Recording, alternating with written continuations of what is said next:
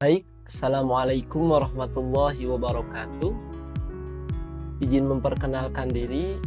Perkenalkan, nama saya Muhammad Fadli Ahmad Syihabuddin. Akan mempresentasikan tugas kelompok kami dalam tugas analisis perancangan sistem informasi.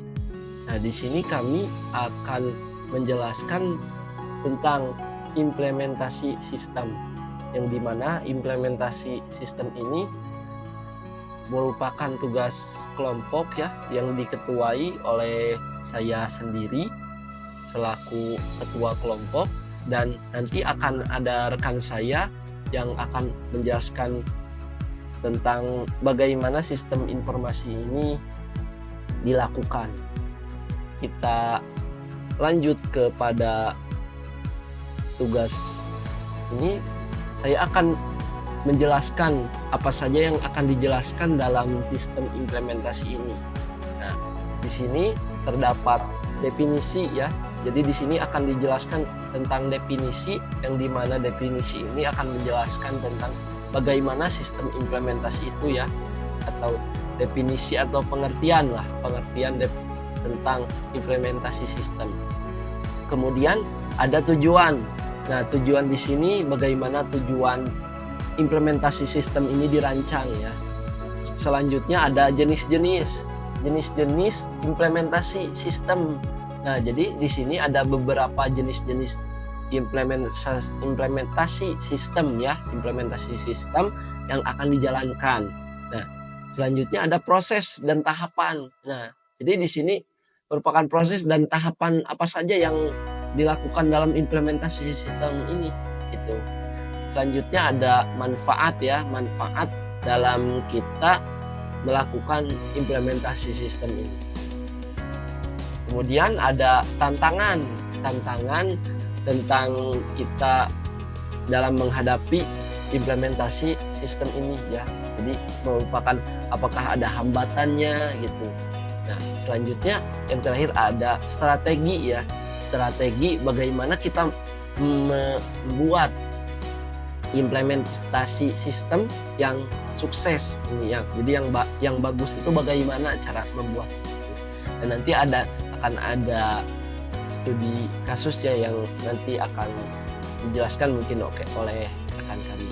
Nah, di sini saya akan menjelaskan tentang definisi ya. Jadi yang pertama tadi pada bagian 1 ada definisi implementasi sistem. Nah, di sini saya akan membagi dua dulu. Jadi yang pertama tentang implementasi ya. Pengertian implementasi di sini merupakan proses penerapan atau pelaksanaan dari suatu rencana, khususnya dalam memasang teknologi dan menyesuaikan proses kerja agar berfungsi sesuai tujuan. Jadi di sini implementasi merupakan proses penerapan ya, atau penggambaran mungkin ya, lebih tepatnya lagi, atau mungkin tidak lebih tepatnya, atau lebih mudah dipahami oleh teman-teman sekalian ya. Jadi merupakan proses penerapan atau gambaran ya, sehingga dalam melaksanakan suatu rencana atau memasang teknologi ya, di sini khususnya untuk menyesuaikan proses kerja supaya dapat bekerja dengan sesuai yang diinginkan. Jadi mungkin untuk pengertian implementasi seperti itu. Dan selanjutnya ada pengertian tentang sistem ini sendiri. Nah, sistem ini merupakan kumpulan kumpulan komponen yang bekerja bersama untuk mencapai tujuan tertentu, seperti mengelola informasi dalam organisasi untuk mendukung operasional dan pengambilan keputusan. Nah, di sini sistem dirancang untuk bekerja ya. Jadi menyatukan komponen yang bekerja sama untuk mencapai suatu tujuan. Nah, dalam mengelola baik itu informasi ya dalam organisasi untuk mendukung operasional, untuk mendukungnya berjalannya suatu perusahaan atau organisasi, dan dalam mengambilan keputusan supaya mendapatkan hasil yang lebih baik. Mungkin seperti itu. Dan di sini dapat saya simpulkan bahwa implementasi sistem merupakan proses penerapan teknologi dan menyesuaikan proses kerja dalam organisasi agar sistem dapat digunakan secara efektif. Ini juga mencakup pemasangan perangkat lunak dan perangkat keras serta perubahan budaya kerja untuk meningkatkan efisiensi operasional dan mendukung pengambilan keputusan.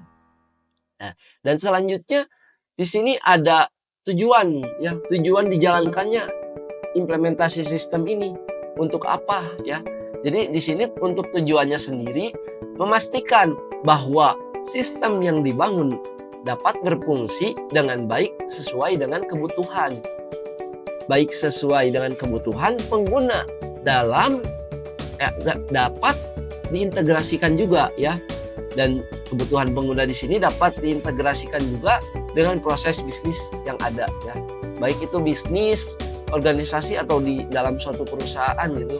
Jadi harus diadakannya implementasi sistem ini ya, harus dibuat, jadi dirancang supaya para pengguna atau yang ada di dalam, baik itu dalam organisasi, baik dalam itu perusahaan, dapat memahami ya dengan kita menggambarkan gitu. Baik, selanjutnya ada jenis implementasi sistem sendiri. Nah, implementasi sistem merupakan tahap ya di mana sistem yang telah dirancang mulai ditetapkan dalam lingkungan kerja. Ada beberapa jenis implementasi sistem. Di antara lain yang pertama di sini ada implementasi langsung atau direct implementation.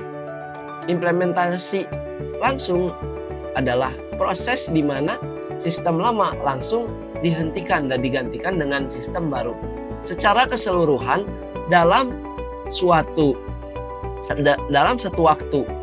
Cara ini cepat dan hemat biaya, tetapi beresiko tinggi jika terjadi kesalahan karena tidak ada sistem cadangan. Ya, dan di sini di mana proses lama, sistem lama ya dihentikan, kemudian diganti langsung oleh sistem baru gitu. Dan resikonya di sini yang pertama tadi beresiko tinggi jika terjadi kesalahan karena tidak ada sistem cadangan atau backupnya mungkin gitu. Nah, contohnya di sini ada sebuah bank mengganti sistem transaksi online mereka dalam semalam tanpa menjalankan sistem lama secara bersamaan. Nah, mungkin di sini mungkin kalian juga paham ya, kayak di sini ada contoh sebuah bank mengganti sistem transaksi online ya mereka dalam semalam, tapi bank tidak melakukan itu, tapi kan sebelumnya kita bertransaksi mungkin transfer langsung melalui ATM. Nah, dan sekarang kita melewati sistem digital ya, yang dimana sistem digital ini kita juga dapat transfer dalam HP gitu. Jadi di sini ada aplikasi ya, ada aplikasi mobile yang dimana kita dapat langsung mentransfer tanpa kita harus pergi ke ATM. Mungkin seperti itulah gambaran secara sederhananya. Nah, dan di sini selanjutnya ada implementasi paralel ya. Dalam metode ini, sistem lama dan sistem baru berjalan bersamaan untuk jangka waktu tertentu. Jika sistem baru mengalami masalah, pengguna masih bisa kembali ke sistem lama. Metode ini lebih aman, tetapi lebih mahal dan memakan waktu karena harus mengoperasikan kedua sistem sekaligus. Nah, contohnya di sini ada rumah sakit ya yang menerapkan sistem pencatatan digital, tetapi tetap juga melakukan pencatatan manual sampai sistem baru terbukti berjalan stabil. Mungkin di sini akan dievaluasikan terlebih dahulu ya mengenai jalannya sistem di sini. Selanjutnya ada implementasi bertahap yang dimana sistem baru ditetapkan secara bertahap bagian per bagian hingga seluruh sistem berjalan sepenuhnya. Cara ini mengurangi resiko dan memungkinkan perbaikan sebelum implementasi penuh, tetapi membutuhkan waktu lebih lama. Contohnya di sini ada sebuah perusahaan retail yang pertama kali menerapkan sistem kasir digital di beberapa cabang sebelum digunakan di seluruh toko. Mungkin sekian untuk penjelasan saya kali ini dan akan dilanjutkan oleh rekan saya. Terima kasih. Nah, di sini saya akan menjelaskan tahapan implementasi sistem. Yang pertama, di sini saya akan menjelaskan tentang perencanaan dan persiapan. Yang pertama, yaitu menentukan tujuan sistem yang akan diimplementasikan. Lalu yang kedua, menyusun rencana implementasi dan sumber daya yang dibutuhkan. Nah, lalu yang ketiga, ada menyusun desain teknis dan fungsional. Nah, untuk selanjutnya, ada juga pengujian, yaitu melakukan uji coba sistem untuk memastikan bahwa sistem berjalan sesuai dengan spesifikasi yang diinginkan.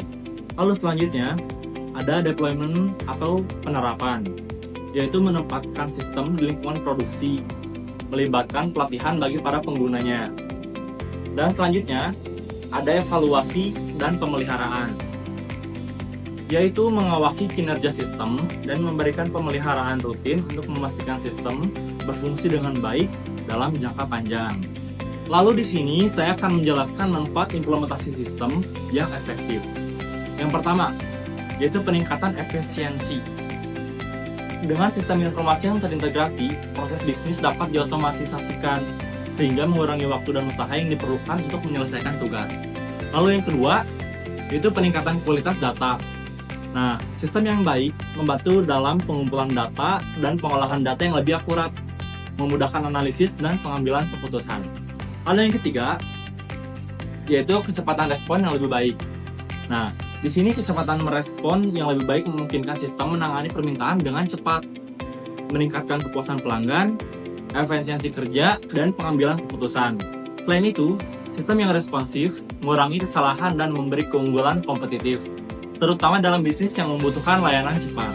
Lalu yang terakhir, ada pengambilan keputusan yang lebih baik. Nah, dengan akses ke data yang real-time dan analisis yang mendalam, manajer dapat membuat keputusan yang lebih tepat dan strategis. Nah, di sini ada tantangan dalam implementasi sistem. Yang pertama, yaitu resistansi pengguna. Pengguna yang tidak terbiasa dengan sistem baru cenderung lebih sulit menerima perubahan.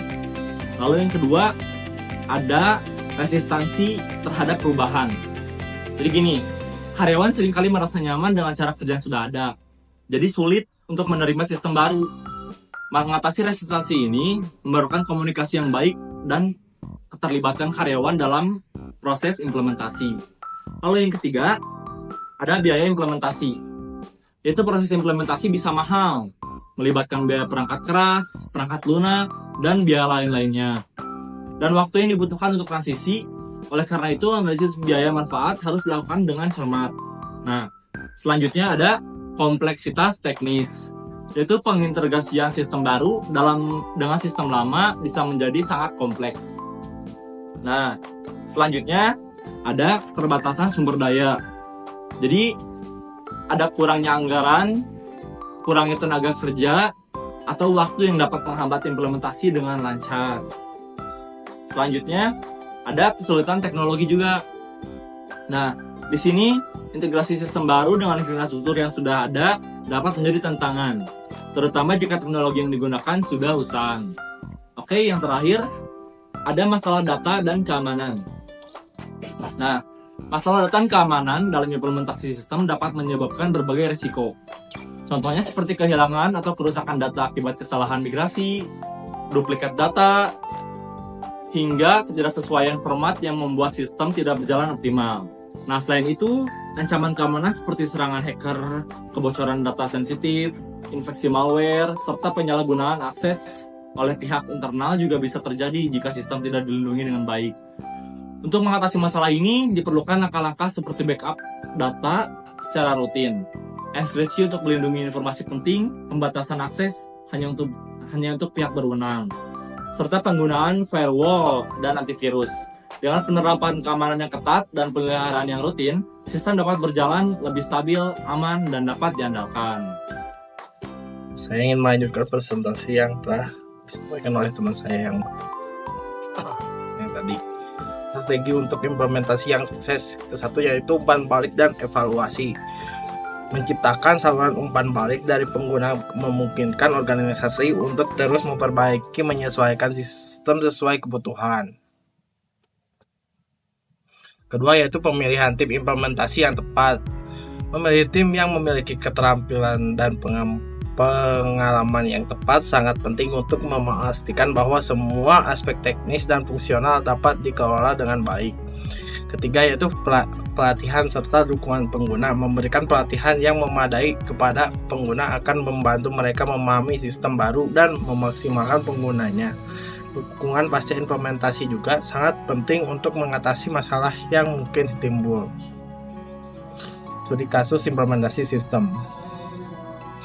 Contoh kasusnya yaitu sebuah pasar tradisional di kota besar mengalami kendala dalam proses pembayaran karena mayoritas transaksi masih dilakukan secara tunai. Hal ini menimbulkan masalah seperti keterlambatan antrian, risiko kehilangan uang, dan kesulitan dalam mengelola keuangan bagi pedagang. Untuk meningkatkan efisiensi dan keamanan transaksi, pasar tersebut memutuskan untuk mengadopsi sistem pembayaran digital menggunakan QRIS. QRIS memungkinkan pembeli dan pedagang bertransaksi cepat hanya dengan memindai kode QR yang tertera di stand pedagang.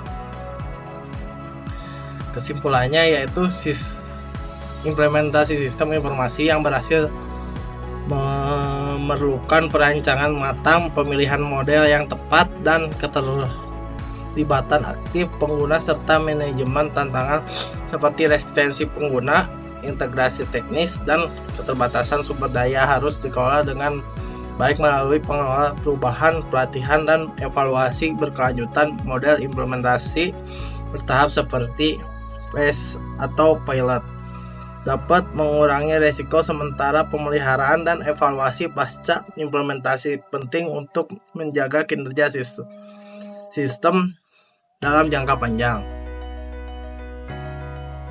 Sekian dari kelompok kami. Assalamualaikum warahmatullahi wabarakatuh.